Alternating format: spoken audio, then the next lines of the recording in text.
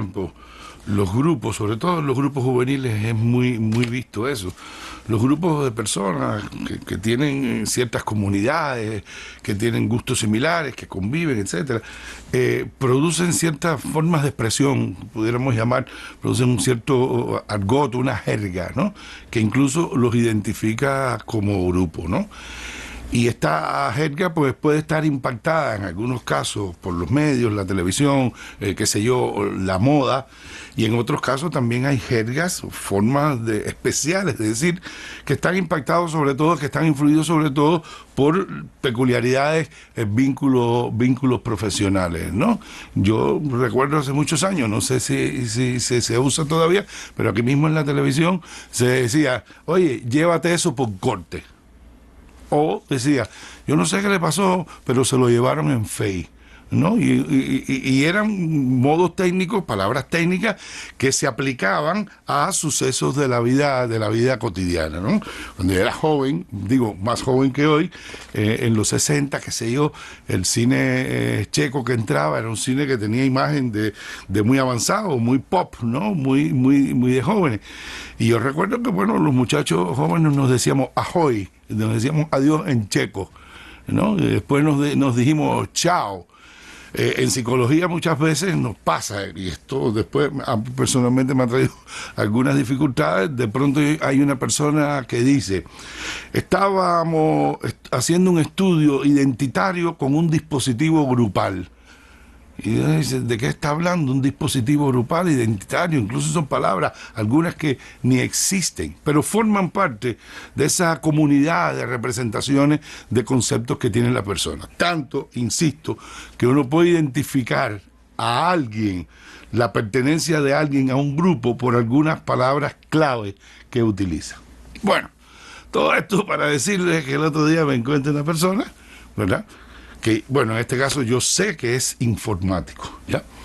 Y estaba hablando, obviamente, con su pareja, y le decía, no puedes ponerte así. Si tú sabes que tú eres una buena persona, si tú sabes que eres un buen hombre, ¿por qué te lo quieres coger todo para ti? ¿Por qué quieres pensar que el problema de los demás tiene que ser problema tuyo? ¿Por qué guardas tantas cosas? Te hace sufrir.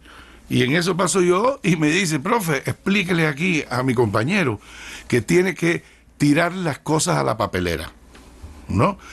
Clara analogía de informático, a la papelera, ¿no? A la papelera de reciclaje. Entonces yo me quedo así y digo, bueno, está dando de alguna manera un consejo psicológico. Hay que tirar las cosas a la papelera, ¿no? Entiéndase, échale tierra encima, despeina eso, desmaya eso, ¿no? Hay que dejarlo en algún lugar. Y él le dice, tíralo a la papelera.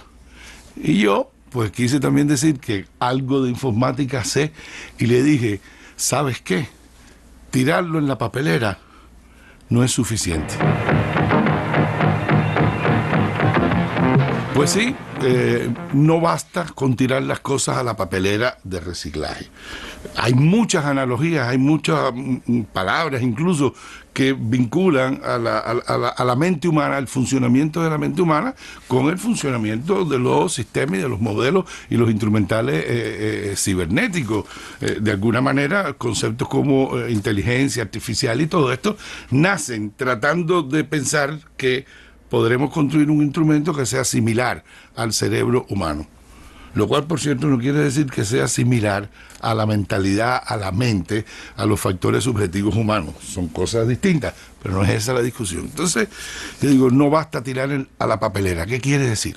Bueno, si usted, y obviamente muchos de ustedes, están vinculados instrumentalmente a la computadora, usted sabe que usted está manejando un archivo X, termina de trabajar con el archivo, ya no le es necesario, y entonces usted le dice, en buen cubano, delete, que quiere decir suprimir, que quiere decir borrar.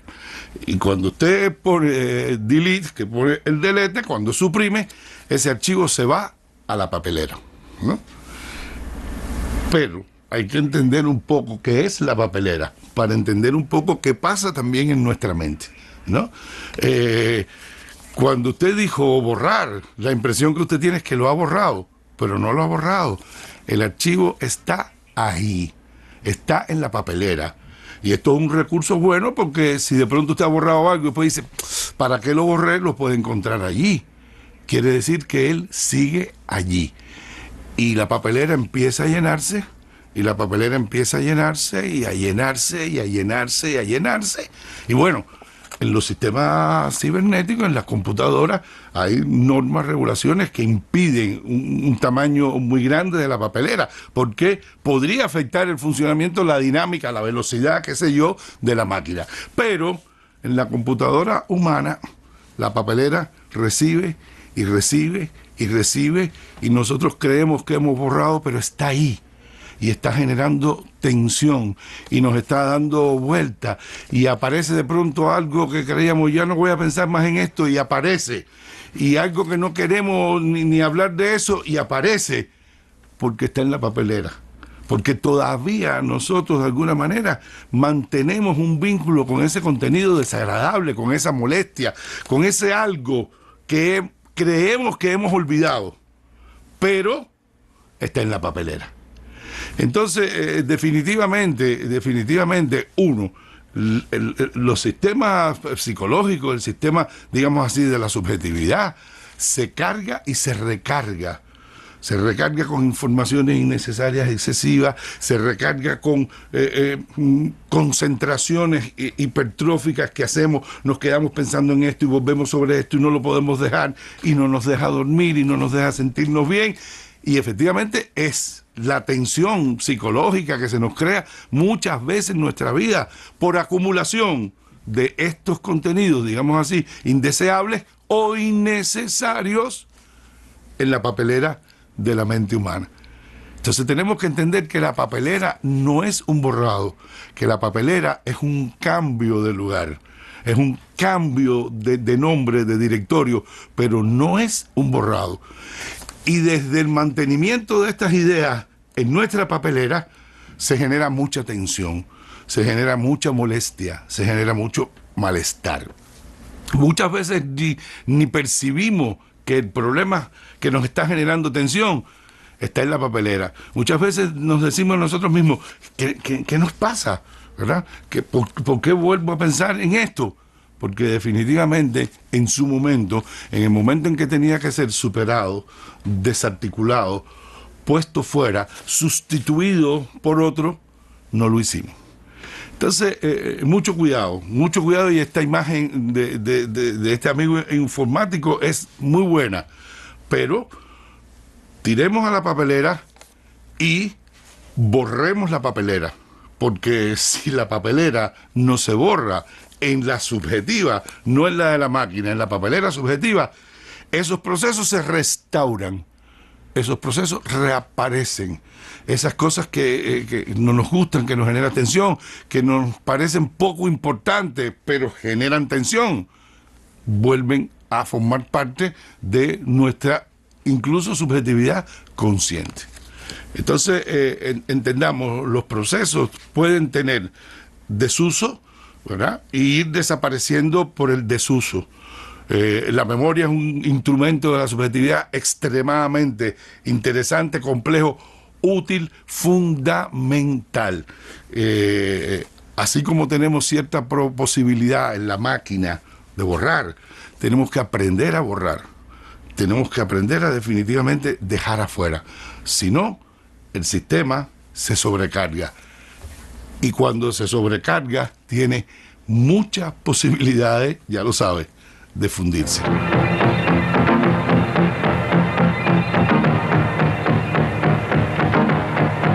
No importa las variadas formas en que podamos encontrar de esa sugerencia, sin duda alguna útil, yo diría que amistosa, comprometida, de dejar las cosas fuera, ¿no?